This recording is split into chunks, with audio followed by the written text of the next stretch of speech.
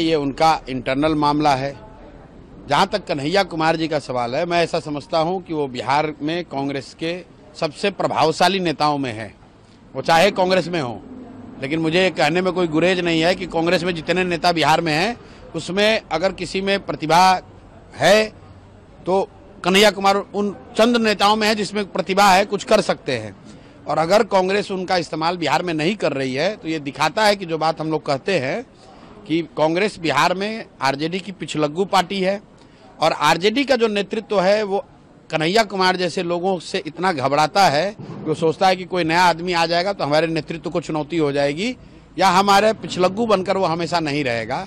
इसलिए आरजेडी वाले नहीं चाहेंगे कभी कि कन्हैया कुमार जैसे लीडर कांग्रेस में या उस तरह के और भी जो काबिल लड़के हैं वो कांग्रेस में कभी सक्रिय हों।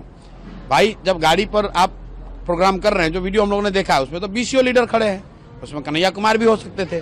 तो सीधा दिखाता है कि आरजेडी का नेतृत्व उन्होंने ये कहा होगा कि भाई कन्हैया कुमार इस पर नहीं रहने चाहिए। इसीलिए कांग्रेस वाले अपने नेता को, जो सीडब्ल्यूसी में आमंत्रित सदस्य हैं कन्हैया कुमार, यात्रा निकाल रहे थे बिहार। भाई सीडब्ल्यूसी में आमंत्रित सदस्य हैं, सीडब्ल्यूसी के मेंबर को आप नहीं चढ़ने दे रहे हैं। तो ये कांग्रेस की स्थिति को बताता है और इस बात को कहीं न कहीं प्रमाणित करता है जो हम लोग कहते हैं कि कम से कम बिहार के नजरिए से कांग्रेस का कोई वजूद नहीं है, कांग्रेस का कोई अस्तित्व नहीं है। ये बिहार में आरजेडी का पिछलग्गू पार्टी है। जो लालू जी या राजद का नेतृत्व तय करता है, कांग्रेस वाले बिहार में वही करते हैं। वोटर आईडी वाला काम चल रहा है, क्या कहेंगे इसके बारे में आप? भाई,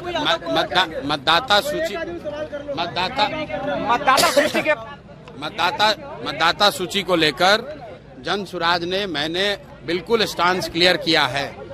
मतदाता सूची में जिस तरह के रिवीजन की बात इलेक्शन कमीशन कर रहा है वो सीधे तौर पर सत्तारूढ़ दलों को मदद होगी उससे। और ये मदद करने की कोशिश क्यों हो रही है? क्योंकि सबसे बड़ा खतरा इस बार एनडीए को, भाजपा नीतीश को उन प्रवासी बिहारियों से है जो कि इस बार बिहार में जब छठ और दिवाली में घर आएंगे तो उन्होंने जिस परेशानी में, जिस मजबूरी में बिहार को छोड़ा है, जो पलायन का जो दंश उन्होंने झेला है, इस बार जब वो वापस आएंगे तो इस सत्ता में सत्ताधारियों को उखाड़ कर फेंकेंगे। उनका नाम हटाने के लिए एक तरह से षड्यंत्र करके ये काम किया जा रहा है। वरना ये बताइए कि इसी इलेक्टोरल रोल से जो इलेक्शन कमीशन ने बताया है, साल भर पहले अभी देश में चुनाव हुआ है, लोकसभा का चुनाव हुआ है, तो अगर वो इलेक्टोरल रोल ठीक नहीं था तो क्या मोदी जी का चुनाव भी ठीक नहीं था? क्या मोदी जी भी फिर से अपना चुनाव कराएंगे? और अगर आप ये कहते हैं कि इलेक्टोरल रोल के बाद अगर कुछ लोग उसमें गलत जुड़ गए तो सर बाहर का घुसपैठिया आ गया, तो बताओ एक साल में यहाँ सरकार किसकी है? भाई, पिछले लोकसभा चुनाव के बाद से सरकार भी यहाँ एनडीए की है, तो नए घुसपैठिए शरणार्थी आए कहाँ से आए? खेमका जी के मर्डर के बाद दिलीप जायसवाल का अभी पोल खुलना शुरू हुआ है, अभी पहली किस्त जारी किए हैं, अभी अगला, अभी मुंह बंद हो गया, अब अभी नहीं खोलेंगे मुंह तो फिर दूसरा किस्त जारी करेंगे। आप बताइए, रुको यार, चाल चरित्र चेहरा की बात करने वाली भाजपा, उसका अध्यक्ष दिलीप जायसवाल, उसने सरेआम 25 साल से एक मेडिकल कॉलेज कब्जा कर रखा है। उन पर मर्डर जैसे संगीन अपराध का उन पर आरोप है और भाजपा ने उनको अध्यक्ष बना रखा है। और उस भाजपा से आप और हम अपेक्षा करते हैं कि वो बिहार को सुधार देंगे, क्राइम को कंट्रोल करेंगे। गर्मियों की छुट्टी होने वाली थी, मेरे पापा आने वाले थे, तो हम लोग सभी खुश थे। तो मैं बेड पे चढ़ के डांस कर रहा था, लेकिन वो पहले ही आ गए। फ्रीज